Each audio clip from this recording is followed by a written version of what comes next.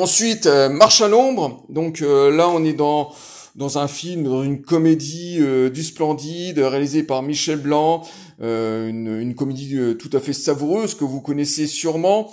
Et la musique, eh ben voilà, c'est plutôt musique africaine, une partition de musique comique, bien sûr, mais sur la face A, il y a beaucoup de classiques, et de musique symphonique, et sur la deuxième face, c'est un groupe qui s'appelle Xalam, et c'est une musique plutôt funky, rayée, expérimentale, donc ça, c'est très rythmé. Il y a beaucoup de saxophones, c'est vraiment excellent sur sa deuxième face avec ce groupe. Et la première face, c'est un petit peu moins intéressant. On est plutôt dans le classique. On reprend du Mozart, par exemple, et des thèmes comiques. Donc une BO plutôt sympathique pour un film mémorable.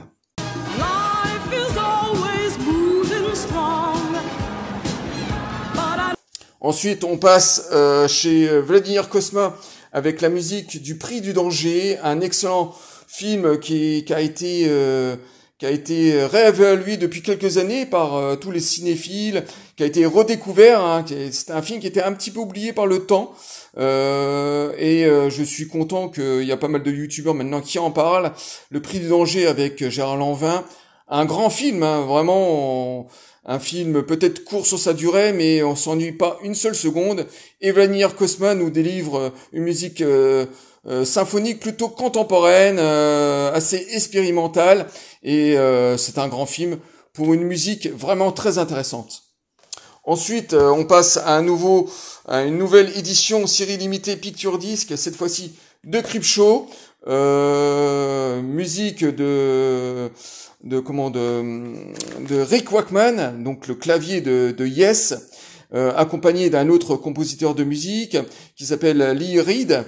Lee Reed qui a beaucoup travaillé dans les musiques de films d'horreur, mais qui a formé aussi son groupe de rock. Donc voilà, donc ce sont deux artistes qui viennent de la scène rock, qui se sont attaqués à la musique de film. Hein. Donc Rick Wakeman a composé d'autres films, bien sûr, dans la même période. Et cette musique est vraiment très intéressante. C'est contemporain, c'est rock. Voilà, ça a l'image même du film. Hein. Donc c'est pas du tout dans le même registre que le premier Creepshow, hein, bien sûr, mais une très belle BO avec un film tout à fait sympathique tout de même.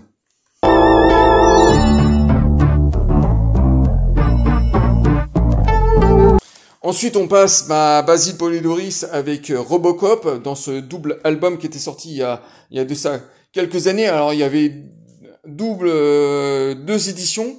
Donc ça, c'est l'édition noire, hein, les vinyles classiques, et l'édition Picture Disc. Et ça, malheureusement, c'est le disque classique, hein, c'est exactement le même album. Et je l'avais acheté parce que l'autre édition Picture Disc avait pas du tout la même pochette. C'était une autre photo, et là, on a l'affiche d'origine.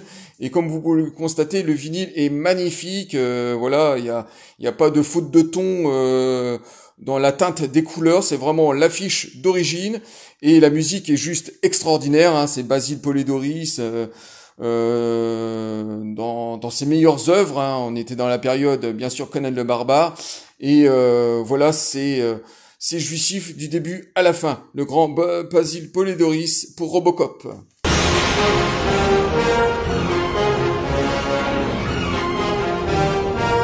Ensuite, une édition en série limitée des 3 premiers Mad Max, de la trilogie Mad Max, que j'avais acheté ça il y a quelques années. Donc série limitée Picture Disc, hein, les disques à l'intérieur sont marbrés, donc plusieurs couleurs. Et la musique du premier est extraordinaire. De Fury, la musique du deuxième, on est à peu près dans le même sillon, hein, c'est Brian May, donc on retrouve sa signature. Et pour le troisième, c'est Maurice Jarre, alors très symphonique, assez tribal, avec de magnifiques thèmes émotionnels, donc 2 compositeurs pour 3 films. Et cette édition se déplie comme ça. Alors on va essayer voilà. Donc le premier, le deuxième et le troisième, et c'est une magnifique édition qui était sortie il y a quelques années.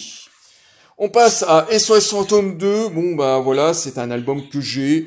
Alors ça c'est l'album pop, hein, bien sûr, de SOS Fantôme 2. Donc toutes les chansons rap, R&B, Smurf de l'époque. Hein, voilà, donc il y a quelques chansons que j'aime bien. Donc de temps en temps, ça m'arrive de le mettre sur la platine si j'ai envie d'entendre quelque chose de farfelu, de quelque chose d'un petit peu éclectique, mais c'est pas vraiment une musique ou un album que j'écoute souvent. J'aurais préféré avoir le score bien sûr original.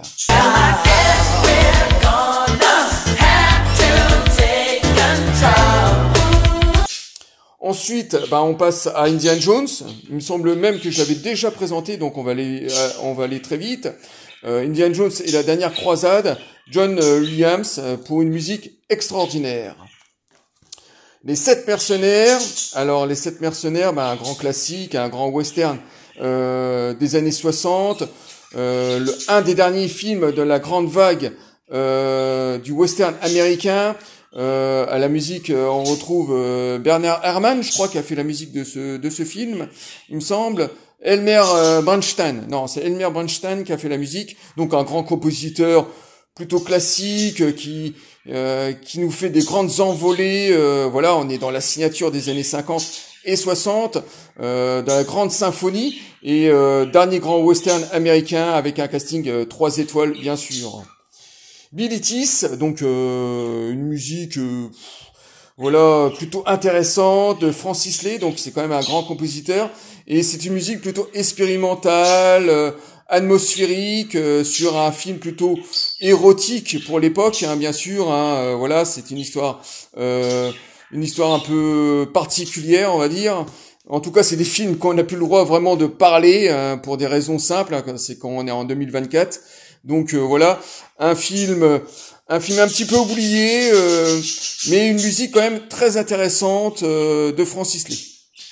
Ensuite, on passe de nouveau à la nostalgie avec Ulysse 31, avec cette musique de Yann Saban et Eric Lévy, qui sont les compositeurs de pas mal de séries de cette époque. Et là, ils nous délivrent une musique à l'image de la série, juste extraordinaire, d'aventure, avec beaucoup d'expérimentation au sein de ce score. Et sur ce vinyle d'époque, bien sûr, qui a été réédité maintenant de nos jours, on retrouve toutes les chansons, la chanson du générique, la chanson de Nono et de Télémac. Et malheureusement, ces chansons-là, on les retrouve pas forcément sur les compilations d'aujourd'hui, à part bien sûr le disque qui a été réédité à l'identique. Donc voilà, Ulysse 31, une édition d'époque.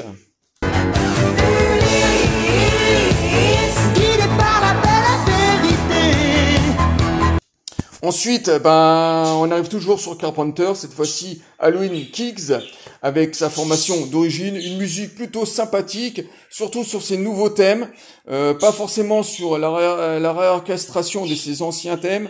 Voilà, c'est du Carpenter écoutable, sans que ça soit mémorable, bien sûr, mais quand on est fan, on possède bien sûr tous les scores du grand compositeur.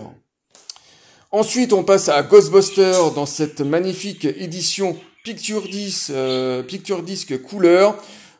Sur les disques à l'intérieur, on retrouve du slam. Donc voilà, extrêmement travaillé. Et là, c'est un double album sur le score de Elmer Bernstein, donc un grand compositeur, hein, le même que les 7 mercenaires. Donc là, on est dans une partition plutôt comique avec des thèmes comiques, mais émotionnels aussi, hein, aventuriers. Donc voilà, c'est un petit peu expérimental aussi au passage. Donc un très bon score, très intéressant du premier Ghostbuster. Et puis si on l'ouvre à l'intérieur, il y a même un petit livret, je pense. Oui, voilà, il y a des très belles photos. Dedans, il y a un petit livret avec des explications. Voilà, comme vous pouvez le constater là. Et le disque à l'intérieur, voilà, il est transparent avec des taches de slime. Donc pour tous les gens qui possèdent ce vinyle, il est totalement magnifique avec le grand Elmer Bernstein à la composition du grand Ghostbuster. Et pour finir, on va passer à Ennio Morricone avec Il était une fois La Révolution, une musique plutôt contemporaine, symphonique bien sûr, une musique typique de western bien sûr, et peut-être une des plus belles musiques pour ma part du compositeur, parce que je trouve qu'il se réinvente comparé bien sûr aux films des autres films de Serge Leone. Et ben là on est dans quelque chose de beaucoup plus émotionnel que radical des autres westerns, et c'est pour ma part une très belle série, enfin un très beau disque d'époque de ce grand western.